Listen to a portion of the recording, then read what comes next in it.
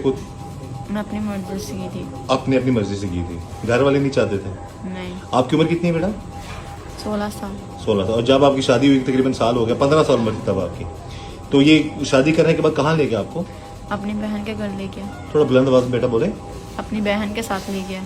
बहन के घर ले गया। तो वहां पर जाकर कितने दिन रखा, फिर उसके बाद क्या क्या जुल्म किए इन लोगों ने आप पे?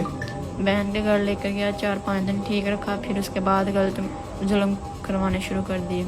इसी शख्स ने अपनी बहन के घर में? जी। बहन के घर में और कौन कौन था? बहन के घर में और एक लड़की और थी और 3 बाकी आती जाती रहती थी। अच्छा, तो वो भी ऐसे ही शादी करके आई हुई थी या अपनी मर्जी से वहां पे मौजूद थी? वो अपनी मर्जी से वहाँ में मौजूद थी। जब उसने आपको ये इस तरह 5 दिन तक ठीक रहा, उसके बाद जब उसने आपको इस काम पे मजबूर किया, तो आपने मना नहीं किया उसको कि ये तुम क्या कर रहे हो, तुम तो बड़े प्यार के दावे करते थे मेरे साथ? मैंने उसे मना किया था पर उसने मेरी बात नहीं सुनी। उसने बात नहीं सुनी।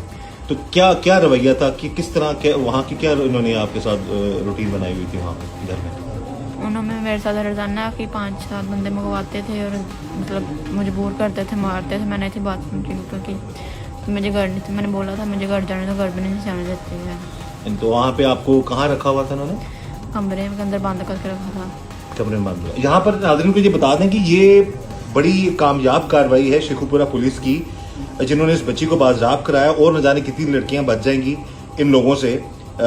डीपीओ शेखुपुरा बिलाल साहब और उनकी टीम जो है हाउसिंग सोसाइटी के एसएचओ हैं वाजिद अब्बास, उनको जब इतला मिलती है कि एक लड़की जो है किसी ऐसी जगह पर मौजूद है जहाँ जिसके साथ जुल्म किया जा रहा है, तो वहाँ पर उन्होंने बर वक्त कार्रवाई की, इस लड़की को भी बाज़ाब करवाया, उन लोगों को भी गिरफ्तार किया, उनके खिलाफ कानूनी कार्रवाई भी की और इस बच्ची को उसके घर वालों के हवाले किया। ये इस बच्ची की किस्मत अच्छी थी, नहीं तो न जाने अब तक कितनी ऐसी लड़कियां जो अब तक नहीं बची, जो अपने घर वालों से दूर हैं। और यहाँ पर इसके घर वाले भी और उनके एक एडवोकेट है जिन्होंने इनकी मदद की है, वो भी तारीफ के काबिल है कि जिन्होंने इसको अकेला नहीं छोड़ा इस बच्ची को। और ख़ास तौर पर शेखुपुरा पुलिस और हाउसिंग सोसाइटी के एसएचओ वाजिद और उनकी टीम जो है तारीफ के काबिल है जिन्होंने इस बर वक्त कार्रवाई की। अच्छा, अब बेटा ये बताओ कि ये इस शख्स ने ये कितने महीने अपने घर रखा आपको वहाँ पे?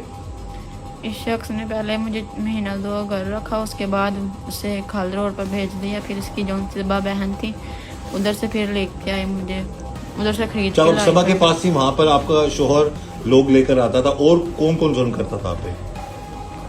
सबा का बेटा भी था वहाँ पे? जी, वो भी करता था और सबा का शोहर भी करता था। तो मारता कौन था ज्यादा आपको? सबा मारते से ज्यादा खुद सबा मारती थी। ये जो औरत है ये क्या काम करती है? ये भी धंधा करती है। ये भी यही काम करती है? जी। अच्छा, बेचा आपने आगे अपने पास रख के फिर बेचा कितने का इन्होंने आपको?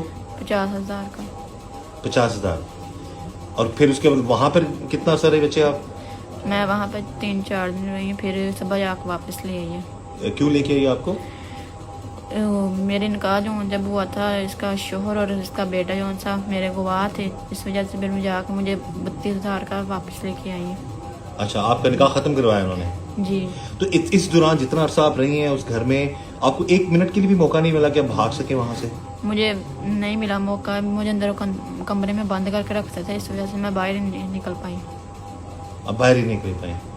अच्छा, तो जब वो वहां पे थी, राब्ता फिर आपका बेटा कैसे हुआ घर वालों से, या किस तरह आपने पैगाम पहुंचाया? कितना अरसा आप इस जाल में फंसी रही हो? कितने महीने? 5 महीने इस जाल में फंसे। 5-6 महीने। अच्छा, घर वालों से राब्ता कैसे हुआ? वहाँ पे कोई लड़का आया था, उसके नंबर से फिर मैसेज किया था मैंने। भाई को मैसेज किया था आपने? जी।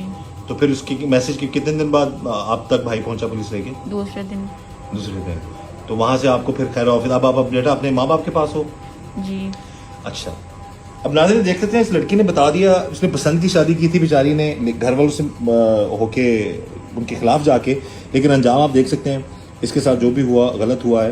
लेकिन हम यही चाहते हैं कि इस लड़की को भी इंसाफ मिले, क्योंकि ये इरादतन उस जगह जो जिस्म फरोशी का अड्डा है वहां पर नहीं जाना चाहती थी, ना ऐसा काम करना चाहती थी। ऐसा ही बेटा? हाँ जी। आपने इनकार भी किया और बड़ी मार खाई, आप बता रही थी बहुत मारा उन लोगों ने आपको। मैंने उनसे मार भी बहुत खाई है, पर इनकार करते थे, बात नहीं सुनते। बात नहीं सुनते थे। तो ये जी इस जैसे और न जाने कितनी लड़कियां हैं, ये गिरोह है जो शादी करता है पहले कम उम्र लड़कियों से, 14, 15, 16 साल की लड़कियों से शादी करते हैं और फिर आगे उनके साथ जुल्म जो है वो शुरू हो जाता है। एक दिन में 5-5 लोग, 6-6 लोग पैसे लेकर ऐसी बच्चियों पर जुल्म करते हैं और फिर ये आगे बेचते चले जाते हैं। तो पुलिस ने अच्छी कार्रवाई की है। हम यही गुजारिश करेंगे कि कानून इतना, जो कानूनी कार्रवाई मजीद इतनी सख्त हो कि इस बच्ची को, इसके घर वालों को और जो बच्चियां हैं जो फंसी हुई हैं ऐसे लोगों की बातों में या ऐसे चुंगल में, ऐसे अड्डों पे, तो उनको भी जल्द से जल्द इंसाफ मिल सके। और कितनी लड़कियां होती हैं वहां पर? एक मेरे साथ वहाँ में मौजूद और थी और बाकी आती जाती रहती थी। बाकी आती जाती रहती थी। तो आपकी तरह कोई थी मजबूर वहां पे या सारी अपनी मर्जी से आती थी वहां पे? सारी अपनी मर्जी से आती थी, एक वहाँ पे मेरी तरह मजबूरी थी। अब देखिए नाज़रीन, दोनों ही काम गलत हैं। जो मर्जी से कर रही हैं वो भी